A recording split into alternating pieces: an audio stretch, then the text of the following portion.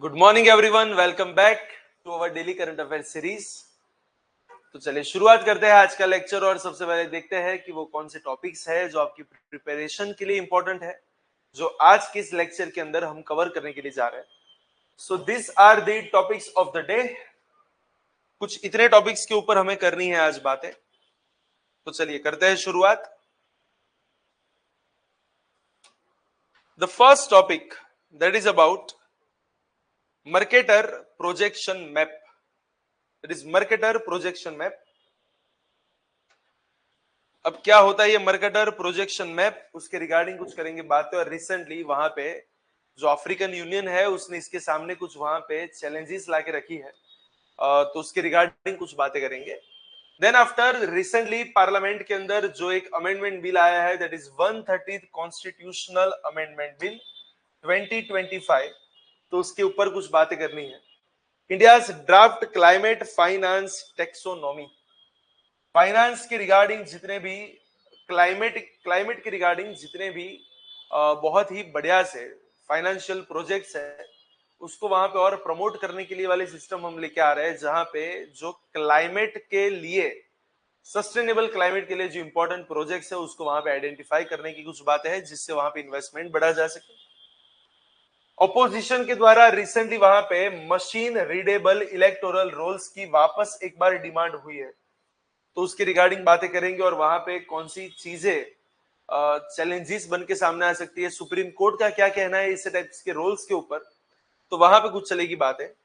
लोकसभा ने रिसेंटली अभी कुछ ऑनलाइन गेमिंग रेगुलेशन बिल वहां पे पास किया है, और जो रिसेंटली जितने भी वो फैंटेसी लीग और अलग अलग टाइप की जो गैम्बलिंग वाली जो गेम्स चलती है ऑनलाइन, जहां पे लोगों के पैसे जाने के भी चांसेस है, उनके ऊपर बैन लगाने के लिए कुछ एक नया बिल वहां पे लेके आया है। और लास्ट में इंडिया ने रिसेंटली इंडिया हैज फायर्ड अग्नि 5, that is intermediate range ballistic missile, तो हमने उसका टेस्ट वहां पे किया है कंप्लीट, अग्नि 5। तो अग्नि 5 की रिगार्डिंग करनी है बातें।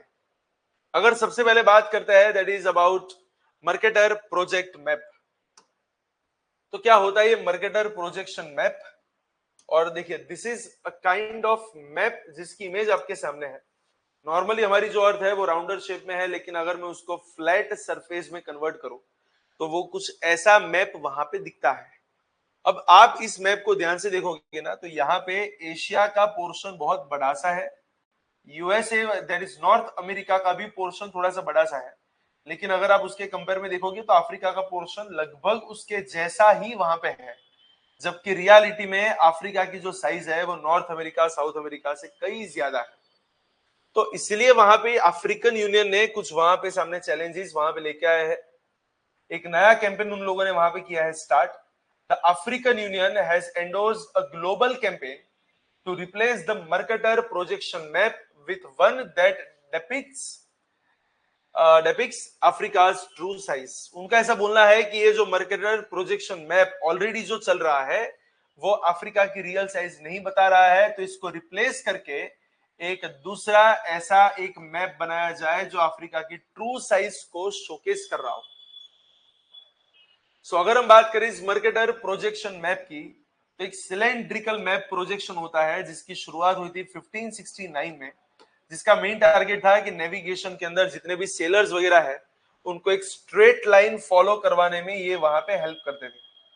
इसको किसने वहां पे डेवलप किया था? It was developed by Gerardus Mercator या फिर गेराडस मर्केटर। उन्होंने मर्केटर ने वहां पे इसको फाउंड किया था, and that's why it is known as Mercator projection map, जो कि बेसिकली एक फ्लेमिश मैथमेटिशियन थे, साथ में एक कार्टोग्राफर भी थे जो बहुत बढ़िया से मैपिंग वगैरह वहां पे बनाते हैं। और ये कैसा मैप है ये Mercator? It is a kind of cylindrical projection which is mathematically derived to project the spherical earth on a flat surface। पूरी पृथ्वी को एक फ्लैट सरफेस पे वहां पे बताने के लिए इस चीज को यहाँ पे बनाया गया है। एक स्ट्रेट लाइन नेविगेशन की यहाँ पे बात होती है, ताकि जितने भी वहां पे सेलर्स वगैरह है वो एक स्ट्रेट लाइन को फॉलो करके अपनी मंजिल तक वहां पे पहुंच सके। प्लस साथ में देखा जाए तो it make it ideal for maritime navigation, जिसकी हमारी बात हुई in the age of exploration. पूरा ग्रिड स्ट्रक्चर यहाँ पे आपको मिलेगा मेरिडियंस जो है वो इक्वली स्पेस्ड है, पैरेलल है और वर्टिकल लाइंस है। और साथ में अगर हम देखा जाए तो वहां पे जितने भी लैटिट्यूड है वो सब भी यहाँ पे पैरेलल है। They are also horizontal straight lines. Spacing increases with the distance from normally from the equator. अगर इक्वेटर पे है और जैसे जैसे आप वहां पे देखते हो तो वहां पे आपको स्पेसिस के रिगार्डिंग वहां पे आइडिया आता है। लेकिन अगर आप मर्केटर मैप अगर देखोगे तो वहां पे मेरिडियंस एज वेल एज जितने भी लैटिट्यूड है उसको वहां पे एग्जैक्टली स्ट्रेट लाइन में बताया जाता है। इन रियलिटी वो इतनी भी स्ट्रेट लाइन नहीं है, इन रियलिटी थोड़ा सा अलग भी वहां पे होता है, राइट। सो बोल सकते हैं कि एक ग्रिड इंटरेक्शन आपको यहाँ पे मिलता है जो एक दूसरे के साथ राइट एंगल मतलब कि 90 डिग्री वहां पे बनाते हैं। It is exactly like this. अगर आप इस मैप को देखोगे तो यहाँ पे this are the latitudes and this are the longitudes, जबकि इन रियलिटी अगर आप देखोगे if this is the earth, latitude कुछ आपको ऐसे मिलते हैं, राइट, और लॉन्गिट्यूड जो है मेरिडियंस जो है वो कुछ आपको ऐसी मिलती है, समथिंग लाइक दैट। तो अगर आप लैटिट्यूड देखोगे ना तो यहाँ पे ऊपर जो लैटिट्यूड होता है वो बहुत ही छोटा सा होता है, जबकि यहाँ जो सेंटर में जो इक्वेटर है वो बहुत ही बड़ा सा होता है in the size wise. Same अगर आप मेरिडियंस को ध्यान से देखोगे तो सेंटर में मेरिडियंस के बीच का जो डिस्टेंस है वो ज्यादा होता है। जैसे वो पोल्स के पास जाता है तो यहाँ पे उन दोनों मेरिडियंस के बीच का डिस्टेंस कम होता जाता है। It is like this. Line जो है वो पूरी ऐसी है। तो यहाँ पे डिस्टेंस आपको ज्यादा दिखाई देता है, यहाँ पे डिस्टेंस आपको कम दिखाई देता है। सो रियलिटी का मैप पूरा ऐसा होता है, जबकि वही मैप एक मर्केटर मैप में कन्वर्ट होता है तो वहां पे लैटिट्यूड्स की साइज भी हर जगह पे सेम होती है, चाहे वो इक्वेटर हो चाहे वो पोलर एरिया हो। सेम वहां पे जो मेरिडियंस है उनके बीच का डिस्टेंस ऑलवेज सेम होता है। एंड दैट्स व्हाई अफ्रीका का ऐसा मानना है कि हमारा जो ट्रू साइज है वो यहाँ पे कभी मेंशन नहीं हुआ है। तो ट्रू साइज ऑफ अफ्रीका को वहां पे दिखाने वाले एक स्पेशल मेंशन यहाँ पे होना चाहिए, राइट। सो आपको यहाँ पे ट्रू स्केल सिर्फ कहां पे मिलता है, जहां पे इक्वेटर है उसके आसपास। जैसे जैसे लैटिट्यूड वहां पे इंक्रीज होते जाएंगे और जैसे जैसे वो पोल्स के नजदीक होते जाएंगे वहां पे डिस्टॉर्शन होना शुरू हो जाएगा, राइट। और इसी की वजह से जो शेप्स वगैरह है वहां पे थोड़े से प्लस माइनस है। नो डाउट नेविगेशन करने के लिए this Mercator map is very important, but in reality वहां पे थोड़ी सी उसकी लिमिटेशंस वहां पे आपको मिलती है। और यहाँ पे हाईएस्ट इश्यू किसके साथ हुआ है तो बोलेगा अफ्रीका के साथ, और दूसरा है साउथ अमेरिका के साथ।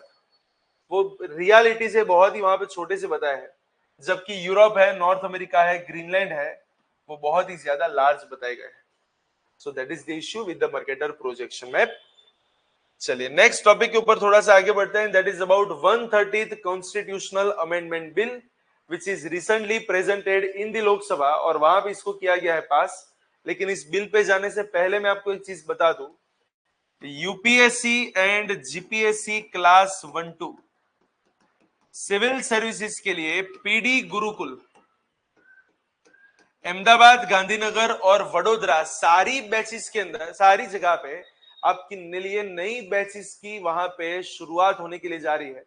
कुछ बैच को हमने 15 अगस्त के दिन that is on the independence day हमने वहां पे लॉन्च किया था, लेकिन कुछ बैचेस जो है वो नेक्स्ट मंथ वापस वहां पे रिलॉन्च हो रही है। Yes, so for all those aspirants who wants to achieve the goal of civil services, we are about to launch some new batches in the next month। और नेक्स्ट मंथ की जो नई बैचेस वहां पे शुरू होगी उसके लिए you will get 3 days free demo sessions as well as up to 50% scholarship. आपको 3 days फ्री डेमो सेशंस मिलेंगे और साथ में अप टू 50% स्कॉलरशिप मिलेगी। तो अभी तक अगर आपने एनरोल नहीं करवाया है तो नीचे डिस्क्रिप्शन बॉक्स के अंदर आपको वहां पे एक फॉर्म मिलेगा। You can fill up the form which is given in the description box, और you can directly contact on this number. तो आपको एग्जाम की रिगार्डिंग सारी इंफॉर्मेशन भी वहां पे मिल जाएगी और साथ में आप वहां पे एनरोल भी करवा सकते हैं at least for the demo lectures, right. So it is like always like, पहले इस्तेमाल करें फिर विश्वास करें। सो एक बार वहां पे डेमो लेक्चर्स को अटेंड करें, एक बार देखें कि कौन से लेवल की प्रिपरेशन यहाँ पे होती है।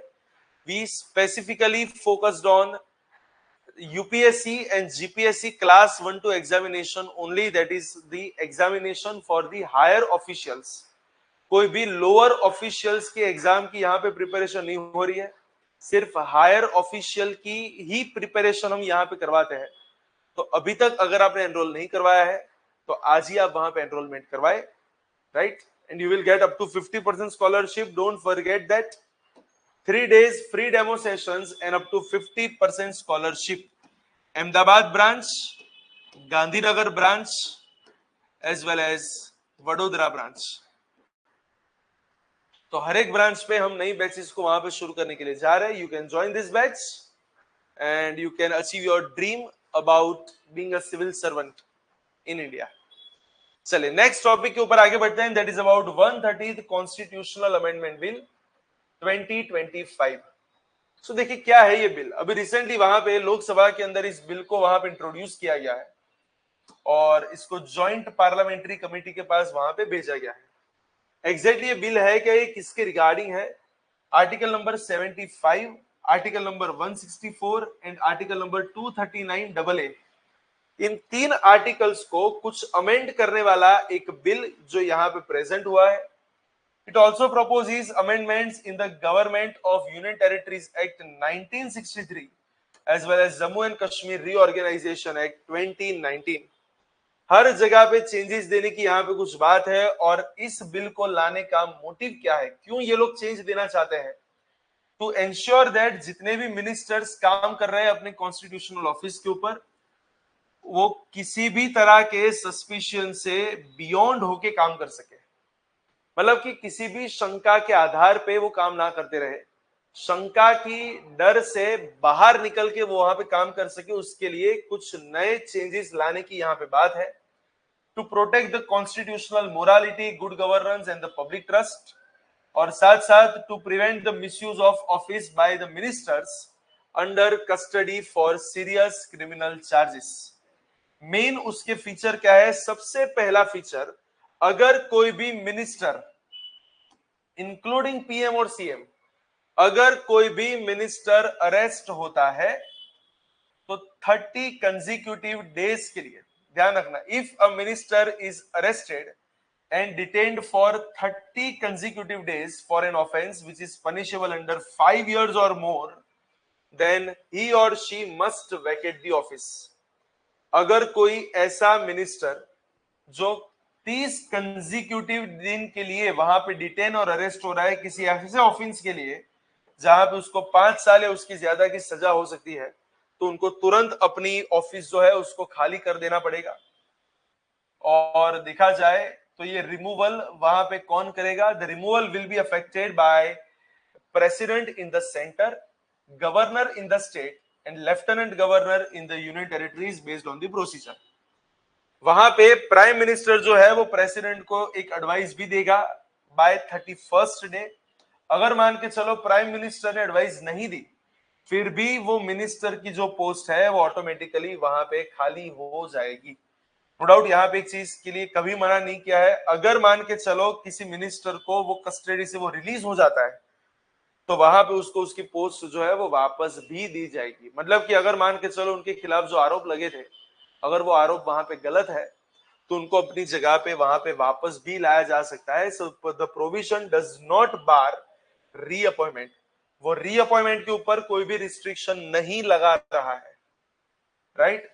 ऐसे ही प्रोविजन को स्टेट कैबिनेट और यूनियन टेरिटरीज के अंदर भी वहां पे एक्सटेंड करने की बातें है। और यहाँ पे ध्यान रखना, सिर्फ कौन से मिनिस्टर की बात है? The ministers who are facing serious charges, जो कि हमारे कॉन्स्टिट्यूशनल मोरालिटी के सामने कुछ थ्रेट बन सकते हैं और गवर्नेंस के अंदर हमारी जो पब्लिक फेथ है उसको वहां पे खत्म कर सकते हैं, तो ऐसे मिनिस्टर को ही यहाँ पे इंक्लूड करने की बात है। सो बेसिकली बोल सकता है कि हमारी जो एग्जीक्यूटिव पोजीशंस है उनको वहां पे किसी भी टाइप की शंका से फ्री करने के लिए इस टाइप के इस अमेंडमेंट की यहाँ पे बातें चली है। नो डाउट ये बिल अभी सिर्फ प्रेजेंट हुआ है, एक बार इसको लोकसभा में पास होने देते हैं, उसके बाद वो राज्यसभा में पास होगा और जब दोनों जगह से पास होता है तब जाके वो अमेंडमेंट वहां पे कंप्लीट होता है। So this is a kind of projected amendment. So 130th constitutional amendment bill जो इन सब की यहाँ पे करता है बातें। चलिए नेक्स्ट टॉपिक के ऊपर आगे बढ़ते हैं, that is about India's draft climate finance taxonomy. देखिए मई 2025 की बात है जहां पे मिनिस्ट्री ऑफ फाइनेंस ने कुछ रिलीज किया था। क्या रिलीज किया था?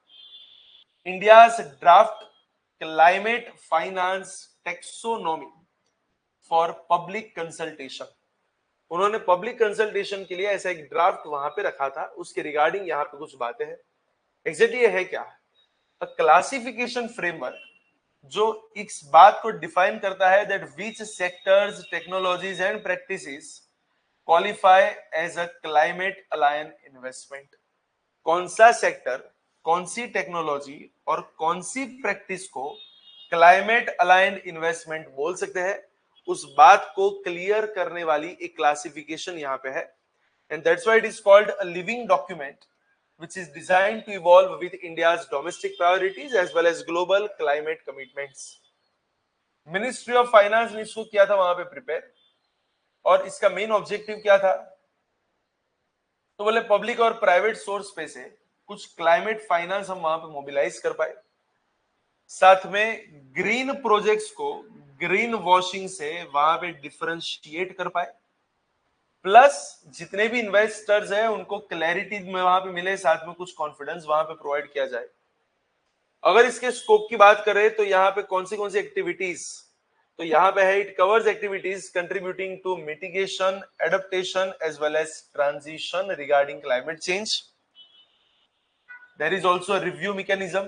It proposes annual reviews as well as 5-year reviews. दोनों रिव्यूज का वहां पे प्रपोजल है। लीगल कोहेरेंस क्या है? तो it aligns with Indian laws like energy conservation act, SEBI norms, carbon credit trading system and the global standards. इन सब के साथ उसको वहां पे अलाइन किया गया है। एंड सब्सटेंशियल क्लैरिटी क्या है? It ensures the definitions are precise, updated with the data, as well as it is easy to understand for both the experts as well as the non experts. तो उसकी है यहाँ पे बात है।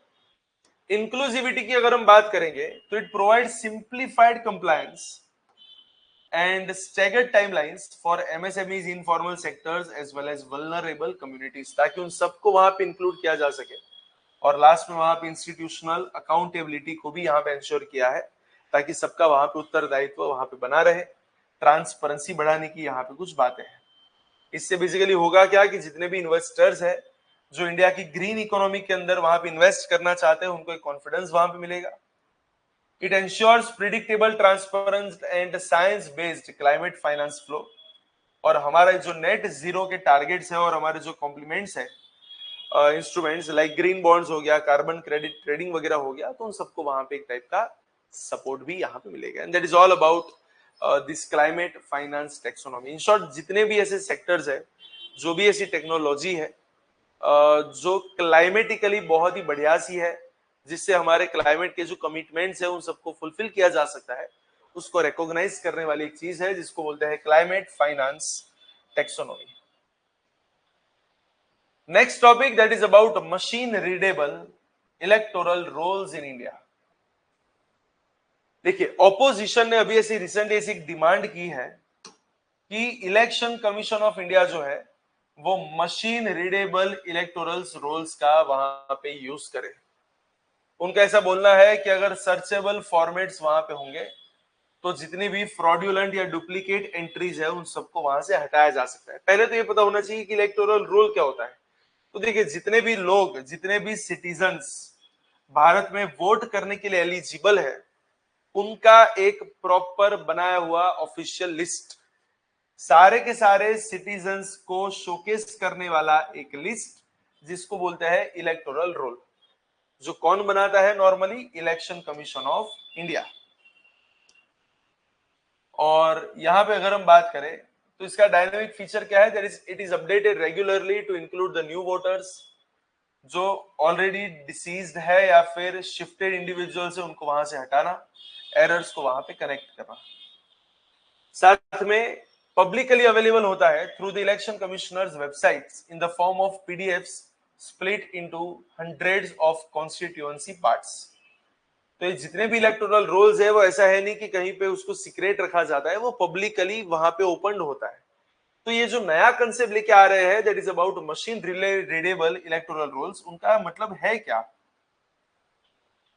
देखिए जितने भी मशीन्स होता है ना, जो इलेक्शन के अंदर जो भी ईवीएम मशीन्स वगैरह का जो वहां पे यूज होता है, मशीन के अंदर सारे डेटा होते हैं, लेकिन वहां पे सिर्फ किसी वोटर का ही सिर्फ इमेज वहां पे होती है। वोटर की इमेज पे से वोटर के रिगार्डिंग पूरा डेटा अगर ढूंढना है तो वो काम मशीन नहीं कर सकता। सिर्फ इमेज के बेस पे आप किसी की पूरी इंफॉर्मेशन नहीं निकाल सकते।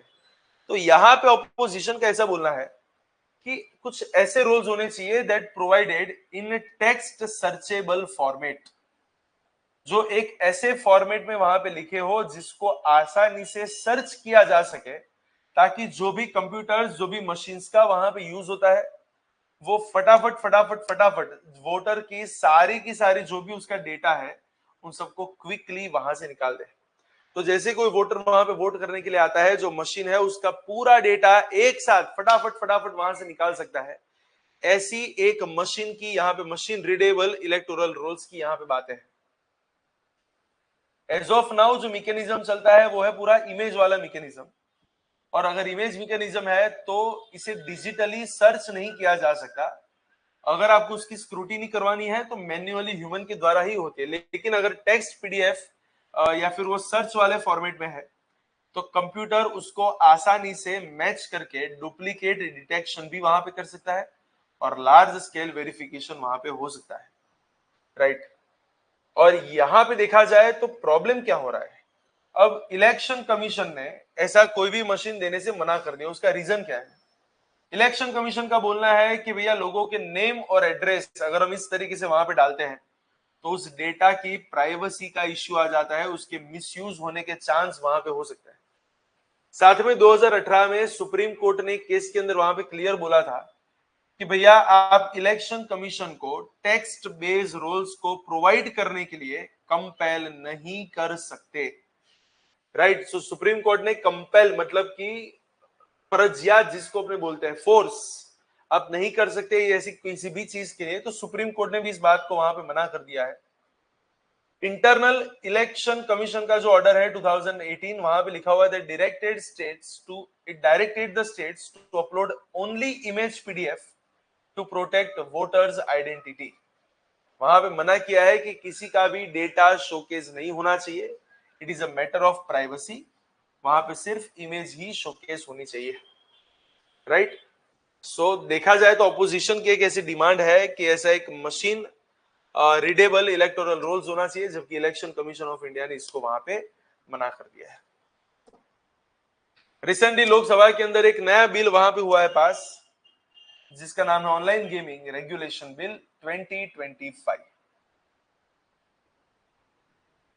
So the Lok Sabha has passed the promotion and regulation of online gaming bill 2025, जो रियल मनी गेमिंग जैसे कि फैंटेसी स्पोर्ट्स वगैरह हो गई, कार्ड की जो गेम्स वगैरह चलती है उन सब के ऊपर वहां पे बैन लगाने वाला है। बैन का मतलब है कंप्लीटली प्रोहिबिटेड।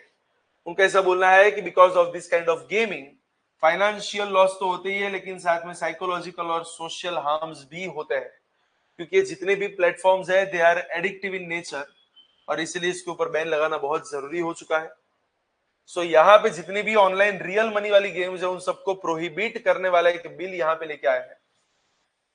उनका ऐसा बोलना है that it aims to balance the prohibition of harmful money games with the promotion of e sports as a creative and recreational sector, not a gambling sector. साथ में वहां पे एक स्टैट्यूटरी अथॉरिटी को भी एस्टैब्लिश करने की बात है जो इन सबके ऊपर वहां पे रेगुलेशन लगाएंगे। तो रियल गेमिंग के ऊपर वहां पे बैन लगाया जा रहा है, राइट। उसके प्रमोशन, एडवर्टाइजमेंट, पार्टिसिपेशन हर जगह पे वहां पे होगा बैन। साथ में अगर देखा जाए तो directly targets the platforms offering fantasy leagues, dream 11 वगैरह वगैरह जो हो गया, कार्ड गेम्स वगैरह है, A23 वगैरह है, जिंगा पोकर्स वगैरह है, तो उन सबको वहां पे बैन करने की बात है। और प्लस एक अथॉरिटी को वहां पे बनाने की बात, जो एक स्टैट्यूटरी अथॉरिटी रहेगी जिसके बैकअप में कोई कानून भी बनेगा जो स्पोर्ट्स को और बेटर तरीके से वहां पे प्रेजेंट कर सके, राइट। और इसके पीछे का रेशनल क्या है, देखिए सोशल और इकोनॉमिक हार्म जो हो रहा है उसको वहां पे दूर करना है। एक तो लोगों को एडिक्शन होता जा रहा है, दूसरे सुसाइड्स बढ़ते जा रहे हैं, फ्रॉड्स हो रहा है, फाइनेंशियल लॉसेस हो रहा है, तो बोले ये सब नहीं चाहिए। प्लस बहुत सी गेमिंग एप्लीकेशन के अंदर वहां पे पूरे फ्रॉड्यूलेंट एल्गोरिदम्स वहां पे सेट होता है, कुछ चीटिंग मैकेनिज्म्स वहां पे होते हैं, लोगों को पता नहीं है और लोग वहां पे अपने पैसे लगाते हैं और लास्ट में फिर पैसे चले जाते हैं। सो इन सबको वहां पे बंद करना है, और इसलिए इसके लिए गवर्नमेंट ने कोई भी ड्राफ्ट वहां पे प्रेजेंट नहीं किया था, बोले उसकी कोई वहां पे जरूरत नहीं। So that is all about this bill. Lok Sabha में इसको किया गया है पास, और राज्यसभा में ये वाला बिल जो है वो भी इंट्रोड्यूस होने वाला है। And the last point about Delhi's current affair, and that is about Agni 5 intermediate range ballistic missile. उसका टेस्ट हुआ है सक्सेसफुली कंप्लीट। तो इंडिया ने रिसेंट इसका टेस्ट वहां पे सक्सेसफुली कंप्लीट किया है under the strategic force command. किसका टेस्ट? बोले अग्नि 5। अग्नि 5 क्या है? It is India's longest range ballistic missiles, जिसको आईसीबीएम बोला जाता है, that is intercontinental ballistic missile class system, through the officially described as intermediate range. इसको किसने डेवलप किया है? तो सीधी सी बात है, इन सबको डेवलप करने का काम एक ही का होता है, वो है DRDO, that is defence research and development organisation. Category क्या है? तो बोले सरफेस टू सरफेस है, और ये न्यूक्लियर कैपेबल है, न्यूक्लियर वेपन्स को भी यहाँ पे लेके जा सकते हैं। यहाँ पे 3 अलग अलग स्टेज है। Solid fuelled missile with road और rail mobile launch capability. Range क्या है? 5000 से लेके 5500 किलोमीटर, जो पूरा एशिया और कुछ अफ्रीका और यूरोप के पार्ट्स को भी कवर करता है, और एक साथ लगभग 1.5 टन न्यूक्लियर वॉरहेड को एक साथ ले जाने की उसकी वहां पे क्षमता है। टेक्नोलॉजी फीचर्स क्या है? एक तो सॉलिड फ्यूल टेक्नोलॉजी का वहां पे यूज होता है, जिससे वो लॉन्ग टर्म के लिए वहां पे सर्वाइव कर सके। MIRV कैपेबिलिटी यहाँ पे मिलती है, दैट इज मल्टीपल टारगेट्स को एक साथ वहां पे हिट किया जा सके। Ring laser, gyro navigation and micro inertial system, जो उसको ज्यादा एक्यूरेसी वहां पे प्रोवाइड करते हैं, और कंपोजिट मटेरियल्स का वहां पे यूज हुआ है, जिससे उसका जो वेट है वो बहुत ही कम हुआ है, उसकी स्ट्रक्चरल स्ट्रेंथ जो है वहां पे बढ़ी है। और अगर हम इंडिया की अग्नि मिसाइल की सीरीज की बात करें, तो पहले आई थी अग्नि 1, जो 700 से 12 किलोमीटर थी, मतलब कि एक शॉर्ट रेंज वाली थी। फिर आई अग्नि 2, जो 2000 से 2500 किलोमीटर वाली थी, जहां पे 2 स्टेज में उसका पूरा फ्यूल वहां पे था, that was solid fuel missile. फिर वहां पे आई अग्नि 3 from 3000 to 3500 kilometres, Agni 4 3500 to 4000, and the recent is Agni number 5 5000 plus kilometres. So canister based most advance in the service. तो इसी के साथ आज का ये जो लेक्चर है उसको यहीं पे करते हैं, और ऐसे कुछ इंटरेस्टिंग टॉपिक्स के लिए जो एग्जाम के पॉइंट ऑफ व्यू से बहुत ही खास है, ऐसे टॉपिक्स को वापस एक बार कल लेके आएंगे। लेकिन तब तक के लिए all the very best for your preparation. चलिए आज का लेक्चर यहीं पे एंड करते हैं।